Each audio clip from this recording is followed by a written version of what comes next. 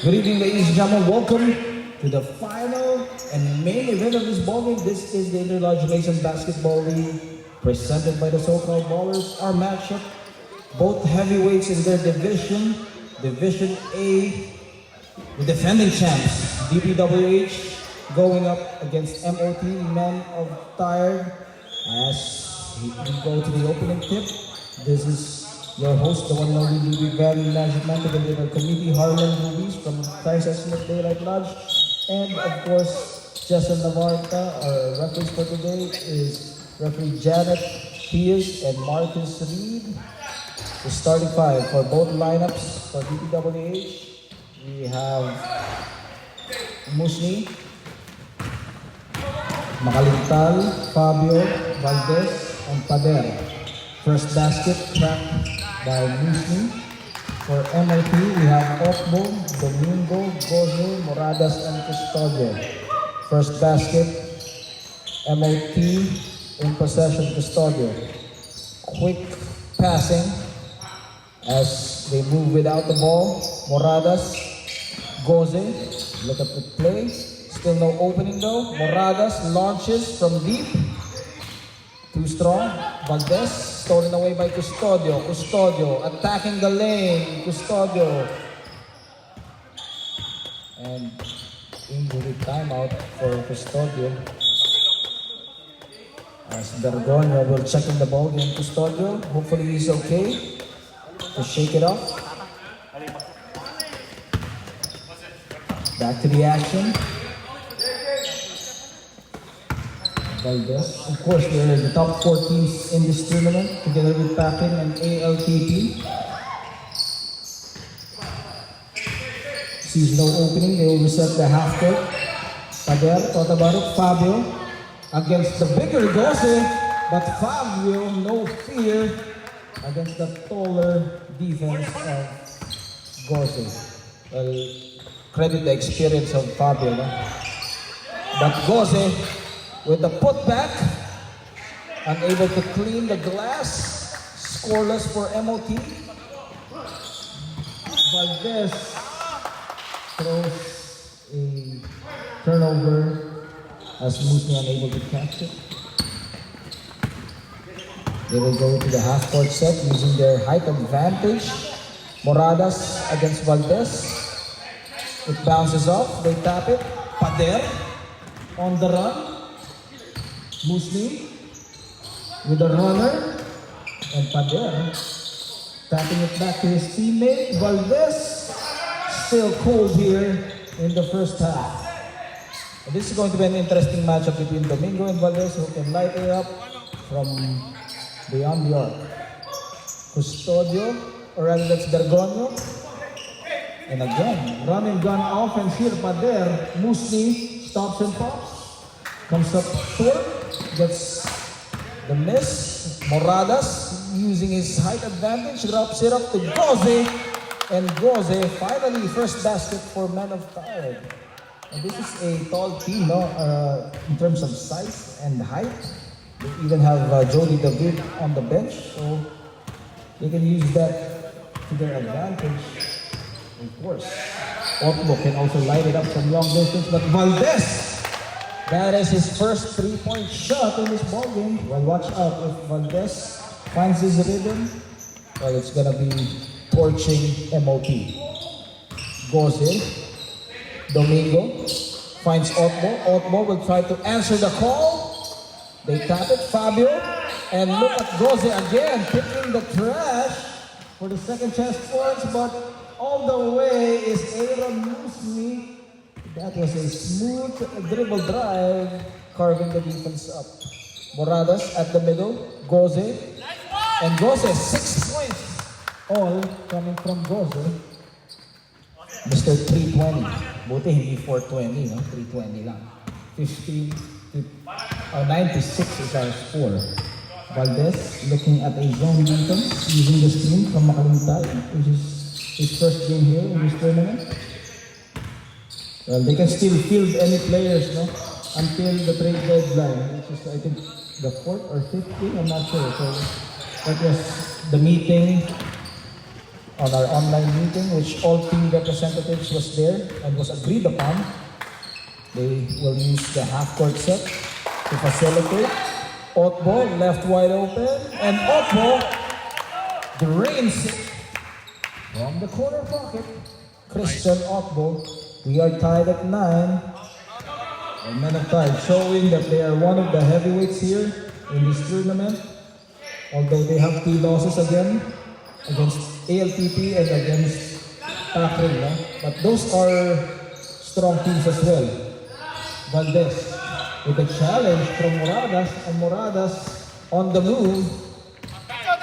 Moradas finds Otbo, steps back, and Christian Otbo knocking it down from, again, the other side of the corner pocket, 12 to 9. Christian Otbo, back-to-back 3-point shots from Christian Otbo. Aaron Muslim being hounded. Pader thought about it, drops it off, comes up short. Domingo, Otbo, 3-on-1 situation. Goze, back to Otbo. Otbo with a jump hook, and Otbo, of course, DPWH, the defending champs. Can they make a back-to-back finals here? They are the hunted in this tournament with the targets on their back. Christian Otbo again will try his luck. Goze again is there for the follow-up, and Goze, the garbage man, picking all the shots. On the line is Goze. 10 points for Goze, if I'm not mistaken. 10 points.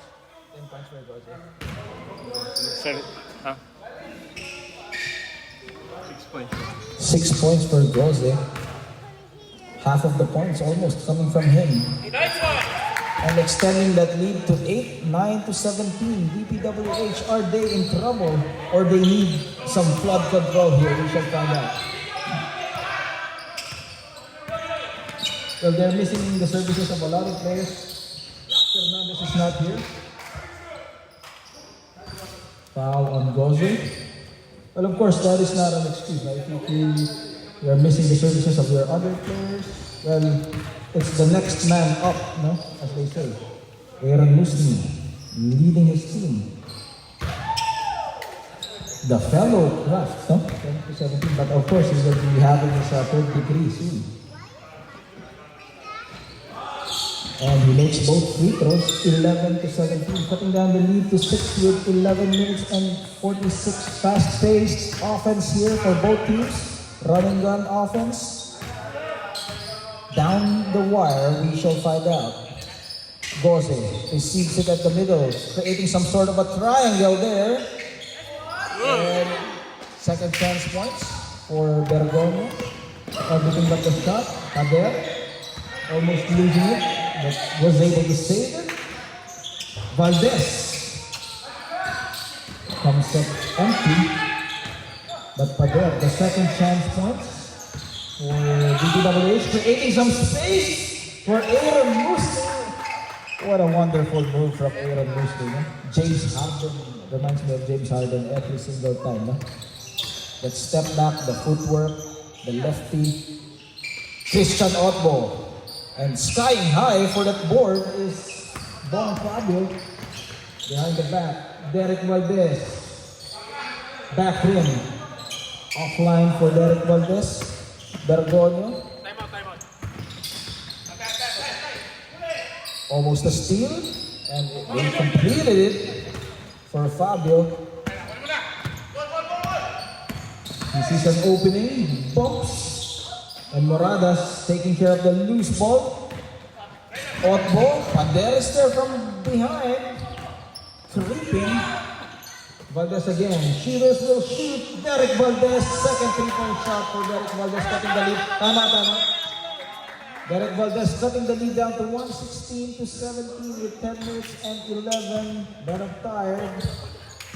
We'll need to talk things over. We'll be right back after this timeout.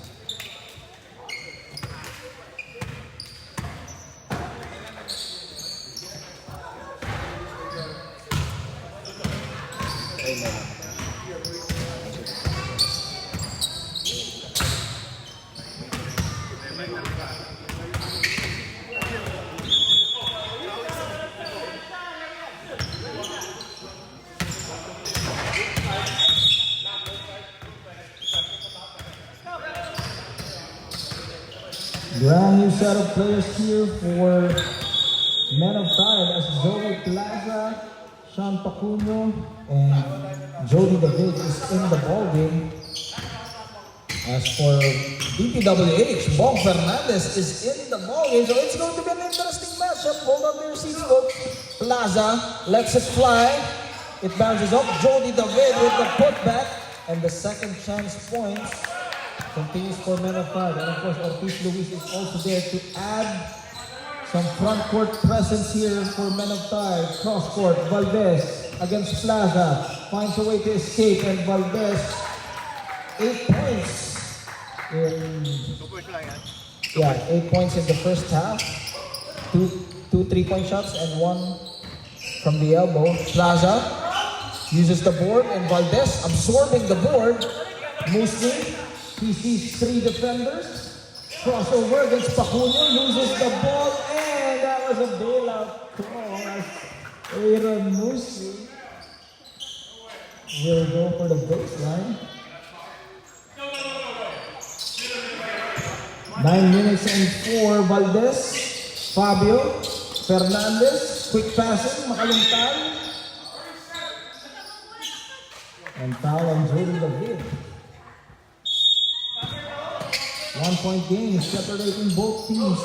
Makalintal being bothered by the defense as Joey Plaza takes it away. Sean Pacuno leading the charge. Finds Luis Ortiz. Luis Ortiz with a traveling violation. No warm-up for Luis Ortiz. And let's see if DPWH can grab the lead here. Well, of course, you don't play it easy against the defending champs, no? Especially with Bong Fernandez and Aaron Musli leading the charge. Makalintal, quick turnaround shot. Too strong. Valdez or David Moradas will pull the trigger, and good positioning there from Aaron Musli despite a taller Jody David. Crossover speeds it up for Bong Fernandez as Domingo checks in the ball game. Foul number 4. Number 3. 4 na, diba? 4 time mo? Ay, 4 pro. 18. Sean Pacuno is Yeah, 4 time. 14 pounds. The referee substitution. Kamantigue in the ball game. Fast and furious offense here inserted for DPWH. Kamantigue in the ball game. Finds Kamantigue. But Joey Plaza cutting that play out. Plaza against Valdez. And from behind, Fabio. Well, you gotta admire the resiliency of Bong Fabio. Not giving up on that play. And just pump fake for Sean Pacuno. Corner, Domingo sees no opening. Decides to take it at the middle. Sean sets up Domingo. Domingo pulls the trigger, and Domingo will get that haymaker, 22-18. 6 minutes and 40. DPWH down by 4, which is a rare occurrence because DPWH, they are the defending champs. Cross court, Fernandez. Well, as we say, top 4 teams here in this tournament. You have ALTP, you have Men of Tide, you have DPWH, you have Takrim. This is anybody's ball game, especially and traveling violation against JC Kamantigue. Like we mentioned in the coverage, no? Those top 4 teams can knock out anyone and cancel out anyone, so you gotta bring your A game every time. Domingo takes it closer. Domingo, 5 points off the bench for Jasper Domingo, extending the lead to 6-24-18. Jasper Domingo torching them with back-to-back hits. 5 minutes and 46 remaining. Aaron Musli Gives it at the corner, Valdez. Too strong. And controlling the rebound. Sean Pacunio. Plaza to Jody David. Everything but the shot, but that was good teamwork. Aaron Musney will exploit everything but the shot for Aaron Musney. Speed and quickness. Ortiz Luis, short. And it will go to the other side. DPWH having some kind of trouble here in the first half. But this was also the same scenario against Stockholm. So let's see if they can make some adjustments on this game. Footwork, kicks it out. Kamantigan. No go for him. They will slow things down here for Jasper Domingo. Ortiz Luis attacking the lane. Bong Fabio all alone, and Bong Fabio with the flush. 24-20. 4 minutes and 29, 4-point game. Pacunio against a zone defense. He will be orchestrating here. Plaza quick passing, and he finds Jody David with a miss in the paint. Well, you cannot do anything with Jody David in position. That's chicken barbecue. 26-20. Corner, Fabio. One-on-one, challenging Plaza with a spin move. Kicks it out to Fabio. Fabio extending for the three-point shot. And Plaza securing that rebound. Well, good ball movement, two-man game between Fabio and Fernandez. However, they weren't able to complete that play. Another post-up move. This time Ortiz Luis bulldozes his way against smaller defenders. As Ortiz Luis will be rewarded with some free throws here. Well, for DPWH, they need to double team those big guys, no? Especially in the paint. As the size is clearly prevalent here with David, Goze, and Ortiz Luis. And of course, include also Joey Plaza, who can help out in both the interior and of course from the outside as well. 3 minutes and 5, 27-20. DPWH down by 7 against Men of Tide, who is slowly but surely finding their rhythm here in this tournament with back-to-back wins after losing 2 straight games. No? Bong Fernandez from the corner. Kamantige, second chance. 2 minutes and 39. Jasper Domingo decides to drop it off to Ortiz Luis, and Jody David. Power down low. Valdez. In and out for Derek Valdez.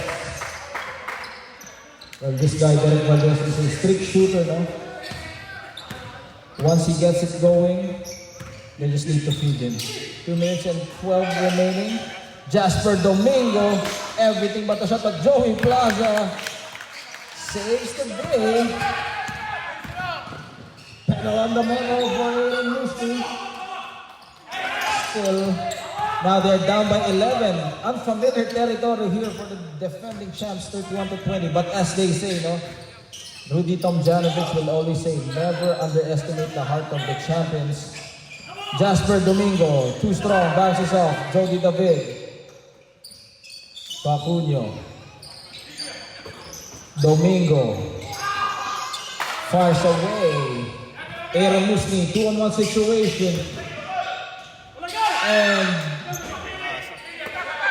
Bong Fernandez.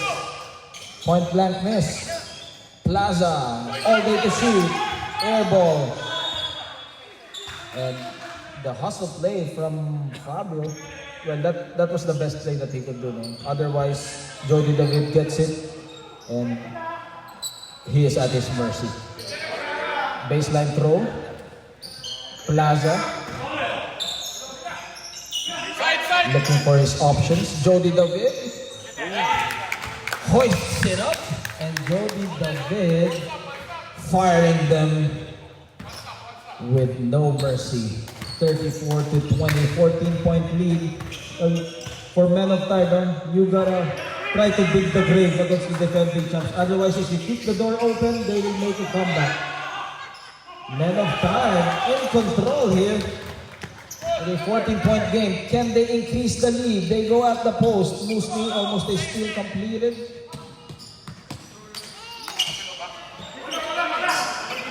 "18 seconds left. Valdez waiting for his teammates to set it up. Aaron Musni against Pacuno. One-on-one single coverage. Uses the screen. Musni decides to take it. Gets no shooter's bounce. And look at Bob Fernandez coming out of nowhere. Shot. Foul will be called on Ortiz Luis. And coming out of nowhere is Bong Fernandez. Reminds me of Randy Orton. No? Coming out of nowhere. And he misses his first free throw. Let's see if he can make at least split his chances. And he does, cutting the lead to 13 at the end of the first half. It's Men of Tired, MOT up by 13, 34-21 against the defending champs, DPWH. We'll be right back for the second half.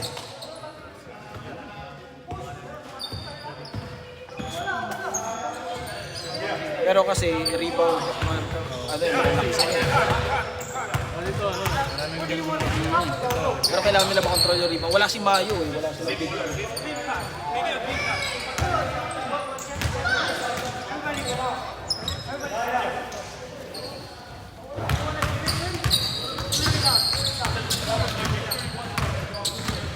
Parang FIBA tournament eh. Sa FIBA, no? Yung isang game lang na matalo ka, no? Tapos lahat yung Feeding yun. hindi, tsaka one game lang. Pag nadali ka, Out.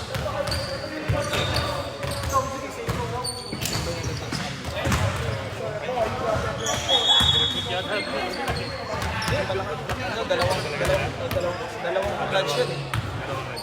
Dati magkahiwalay na ito.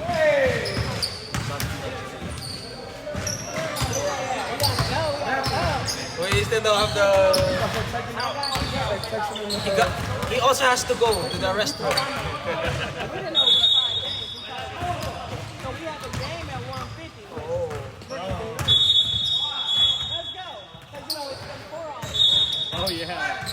5 this time.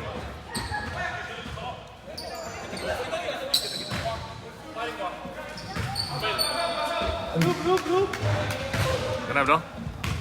It is a beautiful Sunday afternoon here in Carson City for the Interlodge Mason Basketball League. I'm your host, the one and only Ludwig Van Magic Man. You know who I am. Together with Harlem Luis from Kansas Smith Daylight Lodge, number 866, Cecil Navalta. Our referees for today is referee Marcus Reed and referee Janet Tias. As we start the second half, our score is 34-21. MOT in control, up by 13 against the defending champs DPWH, as they would like to make some adjustments here in the second half against the roaring guys in blue. Well, new player here for DPWH as Carlson Chago is in the ball game, as well as for MOT, Ray Pacuno at the middle, Goze. That diamond play is, of course, to neutralize the zone. Pacuno, too strong. Here comes the run and gun offense of DPWH. Aaron Musni finds a bigger Moradas against him, but he will go no fear. But the play was stopped there, but Valdez recovers. Let's see. 4-guard lineup or 3-guard lineup here for DPWH. Let's see if they can do some, almost a steal. Pacuno unable to complete it, but the shot clock is down to 3. Fabio, time will run out. No basket for Bong Fabio as time runs out on him. Well, good defense there from Ray Pacuno, taking away some of the seconds there. Momentum is on the side of Men of Tired. Let's see, Plaza looking for his options. Goes in. Foul will be called on Fabio as he reaches in.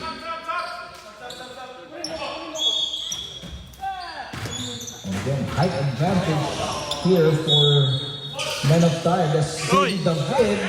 However, two-guard rotation here. Carl Santiago reintroduces himself with that layup, taking matters into his own hands. Can he be the bright spark here for his team? Plaza, unable to sell the call as he goes all the way. And a chance for DPWH to slowly bring down the lead with 17 minutes and 44 here. Early goings of the second half. Gate is still open. Fernandez with a spin move. Fernandez left hand. Amazing move from Bo Fernandez. Continues to dazzle us with his footwork, with his moves. The daredevil himself, 17 minutes and 26. Moradas. And it's over now. Momentum is swinging slowly on the side of DPWH. Fernandez, rim rattling with his handles as he tries that ankle breaking move, but good defense from Men of Tyre. 25 to 34. Single digit ball game now, 9-point lead. Too strong for JC Camantigue. As Men of Tyre, they will use the half-court set to wear down and neutralize the fast break offense of DPWH. Moradas, quick first step. Moradas goes baseline. Moradas, power underneath the basket, and Fabio again with the foul. How many for Fabio? That's his second personal foul for Bong Fabio as Moradas Sub. smells the disadvantage. Second shot. Second shot. Well, for Philip Moradas, now he has the size, he has the moves, so multi-dimensional player, no? Can play multiple positions. Aaron Muslim. Well, that is an advantage for Philip Moradas, no? Especially with smaller defenders, he can exploit them. In terms of basketball only, just exploit them. Not outside of basketball. Back to the ball game, Makalintal will provide a well-deserved rest for Fabio, who is now in foul trouble. Two fouls. 36 to 25, 11-point game. Valdez against Moradas. Defense harassing Bong Fernandez. Bong Fernandez with shifting gears for Bong Fernandez. My goodness. Taking over here, bringing the hammer down for Bong Fernandez. Well, Bong Fernandez, no? Can he inspire his team to make a comeback here? And he makes the first basket, cutting down the lead to 10.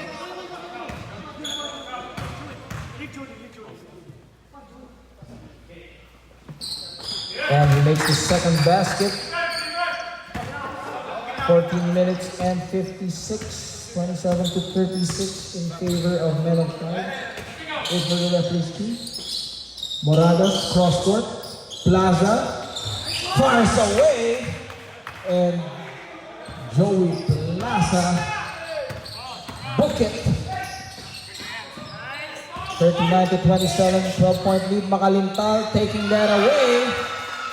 And Makalintal forces the ball in his hands. Brute strength, no? In the paint for Makalintal. And that's what they need, no? Some sense of urgency and, you know, try to give every inch here. David pulls the trigger and Jody David from beyond the arc. Inside out for Jody David. Valdez against two defenders, and Valdez, that his third three-point shot for Derek Valdez, makes it back to a 10-point game. And that's almost impossible to stop now. If Derek Valdez heats up, it's going to be a shootout. And Jody David will not be denied on the other end. As this has been a shootout, who will give in? And Makalintal holding on to his face. Hopefully nothing serious. We are down with a lot of injuries so far. Substitution. Ramirez in the ball game. Jerome Ramirez. Musni. And look at Fernandez again coming out of nowhere. Well, how do you defend that? No? Box out, of course. Like, try to get into position and make sure that no one's coming from behind. But that's easier said than done because you look at Fernandez, who is very quick. Traveling violation for Ramirez.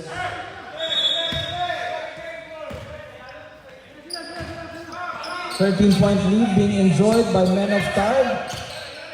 Finally, some chemistry going. And this is going to be a confidence booster if they're able to Dito ko lang. beat the defending champs. But of course, no, those top 4 teams that we mentioned a while ago, they can even out everyone. No? And remember, this is all knockout games in the playoffs. So you gotta bring your A game. Aaron Musni from rainbow distance makes it back to a 10-point game. Still within reach, 35 to 45. Both teams flexing their muscles and trying to gauge each other. Of course, for Men of Tide, they're going to measure themselves against the defending champs. And the defending champs, of course, wants to prove to us that they are indeed deserving of the title. As Men of Tide will line it up for Ray Pacunio. No look pass and foul will be called. Men of Tide will call a timeout. Our score is 45 to 35. Men of Tide up by 10.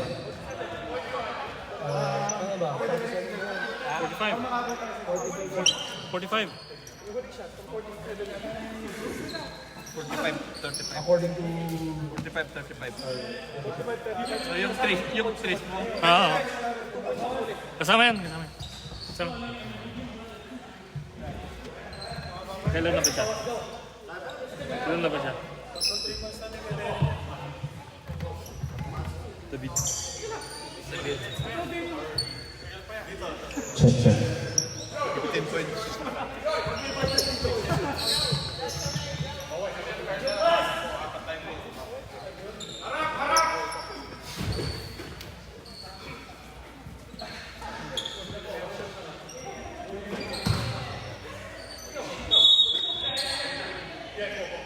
Welcome back to the continuing coverage of your Interlodge Nation Basketball League. We are here in the final game of today's matchup. The defending champs DPWH against Men of Tide. Men of Tide coming from a victory against Solomon Staircase in the previous week, while DPWH also coming from a victory. And they are still undefeated here in this tournament.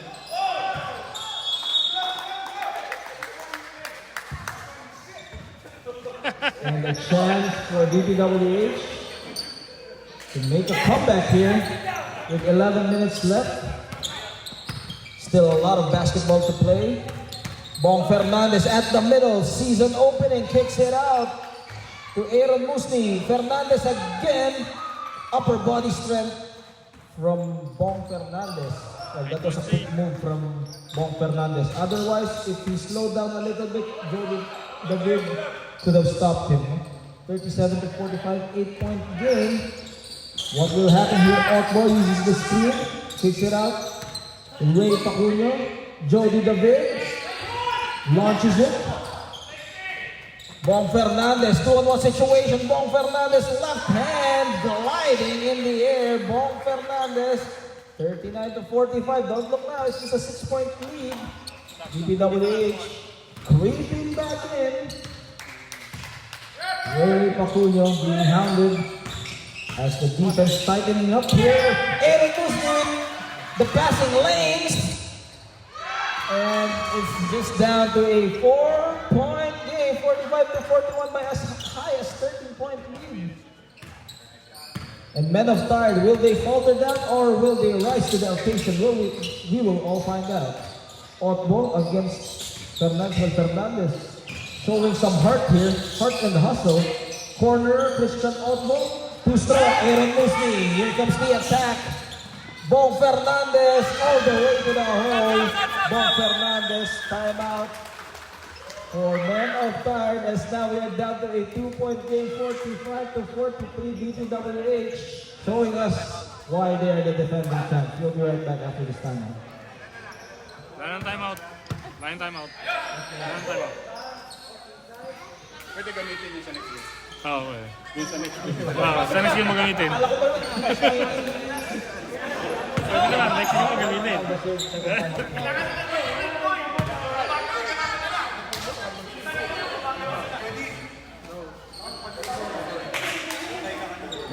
Close or stretch?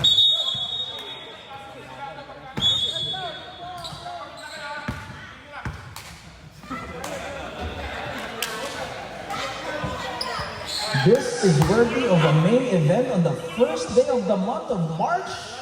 Welcome back to the Interlodge Mason Basketball League, powered by the so-called Ballers. The matchup, DPWH coming from behind, 45-43 as men of Tide, scoreless in the last minute. And he was been leading them, and Goza with a quick turnaround.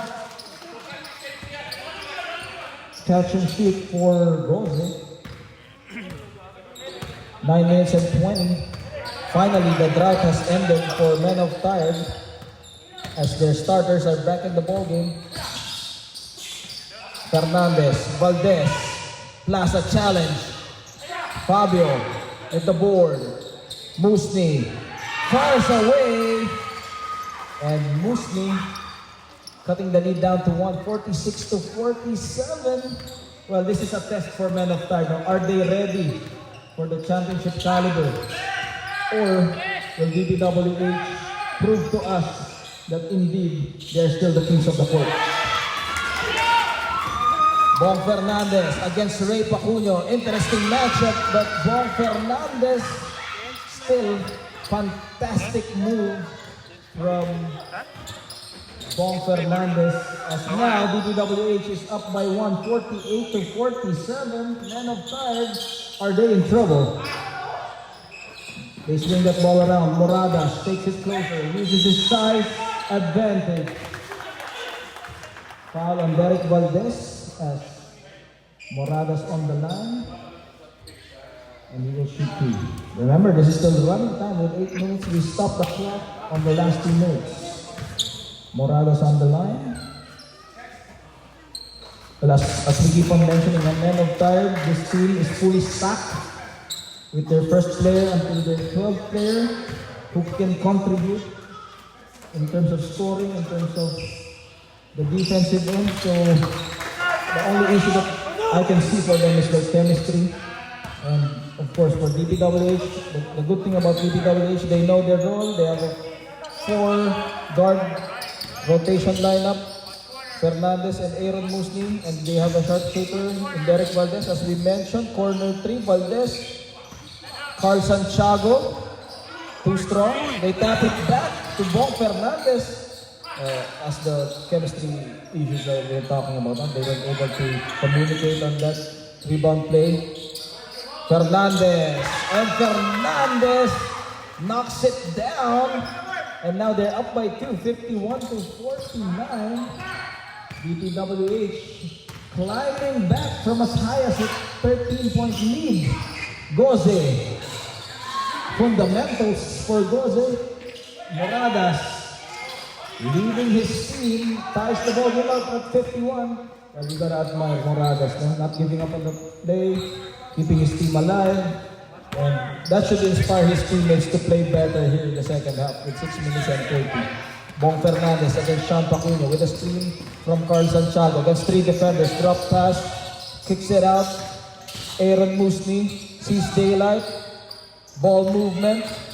Oh, look at this tornado spin. Aaron Musni finds himself open, and Aaron Musni calmly sinking it in. What a play, 53-51. That got Men of Tide confused momentarily. Where are we? That they're asking that question, 53-51 with that Ball movement. Drop pass. Plaza. 53 all. As that was a good two-man game between Moradas and Plaza. Trading punches here. Well, as we say, this is a heavyweight matchup, no? Who will get knocked down? We will find out as Aaron Musni with a jumper. 55 to 53, 5 minutes and 28. What a ball game so far. We are treated indeed to a main event caliber matchup. Drop pass. Ray to Sean. Pacuna brothers continues the domination. 5 minutes and 11. Half court set. Musni puts his defender at the back. Carl Santiago. Moradas embracing it. And a chance to grab the driver's seat again here for man of tag. Pacuna gets his man off the air, takes it closer, challenges Valdez. And Ray Pacuna with the acrobatic move. Ray Pacuna. 4 minutes and 34. Now they're back with the lead, 57 to 55. And this is some kind of mind games, no? Cerebral approach, 58 to 55. Oh, well, this is a mental toughness game, no? Who will give up and who will give in to the pressure? We will find out here. 4 minutes and 15. Fernandez against Plaza. A bigger defender on him now. Fabio stretched forward for that layup. Goze. And now, man of time. They're feeling the momentum. And foul will be called against Fernandez. Duty foul, otherwise they will bust that shot. Warning for the penalty, DPWH. Ray Pacuna, Sean. Almost a steal and they complete it. Again, that run and gun offense, Fernandez and Moradas able to stop that play. Moradas sidestep. Goze kicks it out. Plaza all day to shoot. Joey Plaza. Too strong. 3 minutes and 20. Aaron Musni. Foul will be called against Ray Pacuna. 3 minutes and 14. 2-point game. 3-point game. 58 to 55. Valdez against Sean Pacuna. Oh! Miscommunication. Plaza. 3 minutes remaining. Morada directing traffic, orchestrating here. Facilitating, surveying the floor. Corner, Morada lets it fly. In and out. Fabio tracking down the loose ball. Here comes Fernandez again, waiting for the well, good defense there from reading the play. Good defense from Ray Pacuna. Now he knows that the first instinct of Bong Fernandez is the spin move, so he did the pull the chair move. That was just a smart play, no, from Ray Pacuna. But Aaron Musni.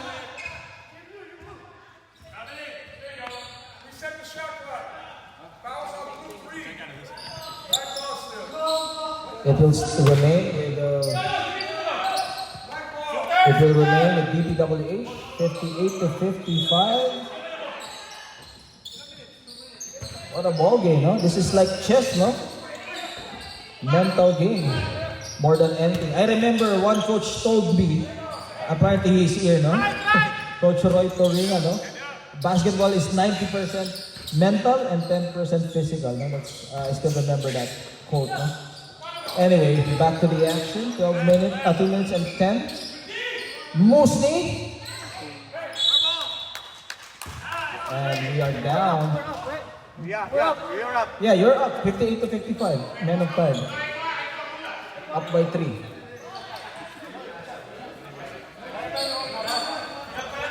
As we go to the Twilight Zone, last 2 minutes. That last 2 minutes is brought to you by our favorite Tito Jessel Navarta. 3 3-point game. Well, they gotta make some stop here for DPWH. Otherwise, this will give a cushion for Men of Tired. And of course, precious seconds will be trimmed away.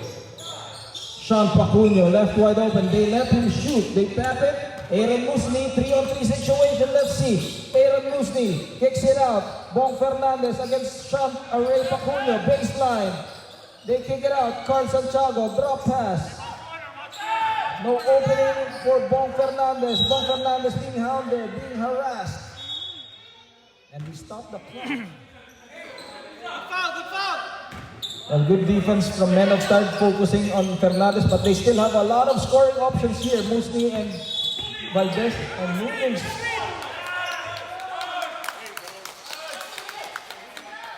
And it was a moving screen from DPWH as Carl Santiago was caught moving with his feet there. Another opportunity for Men of Tired to break away in this possession. Sean Pacunio back to his brother Ray. They go at the post. Plaza creating some space against Santiago, cross court. Pacunio using the clock on their side, but they failed. And that was session. 43 seconds left down the wire. Hold on to your seats. We have a ball game. Fernandez. Corner 3. Will he tie it up? Fabio with a loose ball. Musni with a challenge. And Musni ties the ball game up. 58 all. What a ball game. 18 seconds left. Will they go for the win or will we go to overtime? 14. I will not count down because it might be confusing. You gotta look at the clock. Pacunio. Baseline. Morales for the win. Let's wait for the referees. We go to overtime as there's no clear possession for DPWH. With extra 2 minutes left. Let's go, boys, let's go, let's go. That's too many. Let's go, let's go. Extra 2 minutes is in for both teams as we will be needing more time. DPWH showing us the heart of a champion, Aaron Musni. Well, nerves of steel for Aaron Musni, no? No pressure, calmly sinking in from top of the key. Well, that was a good look from Philip Moradas as well, no? But he wasn't just able to complete it. Aaron Musni. Plaza from behind. Pacunio. They could have wrapped it up, but DPWH not allowing that to happen. They're still undefeated here in this tournament. And another turnover for Men of Tired. Well, you gotta appreciate Men of Tired doing everything that they can, no? Corner, Fernandez. And Fernandez comes up empty with 1 minute and 25. Sean Pacunio, cross court, Plaza, challenging the smaller defender, but it will stay with Men of Tired. Good defense there from Bong Fernandez. He just uses his upper body strength. Moradas. It bounces off. Jody David. 2 defenders on him, swarming him. Plaza uses the board in and out. And it will go to DPWH with 1 minute left. What a ball game so far. We are still tied at 58. No team has scored yet here in this overtime period. Can he cross the line? Yes, he did cross the line. Valdez with a challenge. And David absorbing that rebound with 45 seconds left. 58 all. Down the wire, Jody David at the middle. Kicks it out. Moradas at the middle against Musni. High-low, Pacunio, Jody David, and Jody David goes to work, muscling his way in the paint with 23 seconds left, 60 to 58. Aaron Musni, 4-3. They get another chance to crack. And Aaron Musni, from Aaron Musni, 61-60. Back over, David takes it closely. 1 second. One-on-one. Will we go to another overtime or will Jody David ice this victory?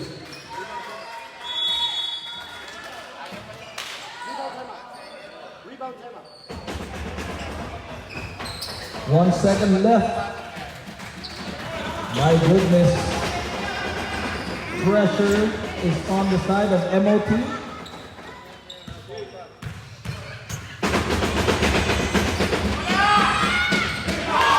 And Jody David sinks it in, tying the ball game up at 61.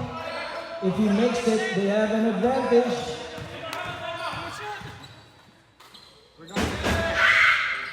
And Jody David goes it.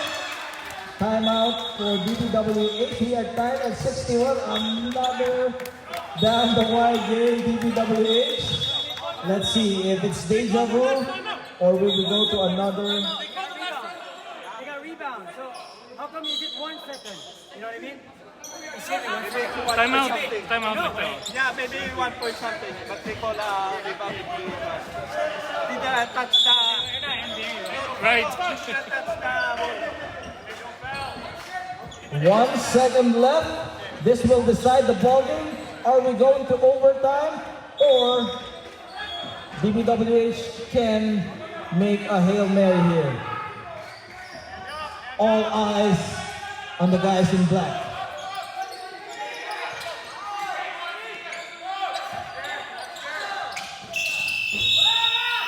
And we go to another 2 minutes. No.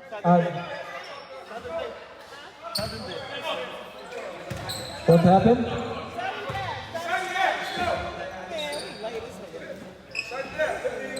Sudden death. No, it's okay. Okay lang yan. Sudden Sige, death. wala, wala. Okay, sudden death. The game will be decided with one more shot. And who wants it more? Men of Tide, can they wrap this up? We are down to 1 possession. For the win. Foul on Carl Santiago. This is sudden death. If Carl Santiago... Makita ba to? Makita ba to? If Ray Pacunio makes this, and it's not yet over. No, sudden death, sudden death.